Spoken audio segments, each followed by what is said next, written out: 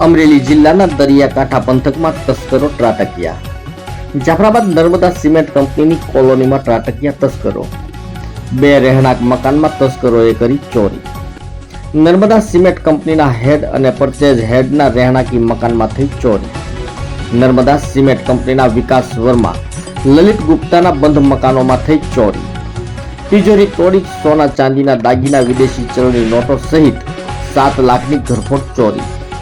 Tight security હોવા છતાં તસ્કરોએ કરી ચોરી. ડોગ સ્ક્વોડ, એલસીબી સહિતની પોલીસની ટીમો પહોંચી ઘટના સ્થળે.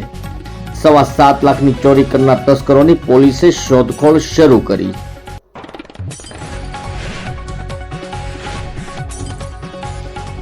ગઈકાલના રોજ ફરિયાદી શ્રી અજીત કુમાર ચોબે ફરિયાદ નોંધાવી જાફરાબાદ ટાઉન પોલીસ સ્ટેશનમાં કે નર્મદા કોલોનીમાં આવેલ 2 બંગલાના તાળા તોડી અને કોઈ ચોર ઈસમે સોનાના દાગીના તેમજ વિદેશી ચલણી નોટો વગેરે રોકડ મળી કુલ રૂપિયા 7,25,718ની ચોરીની ફરિયાદ નોંધાવી છે.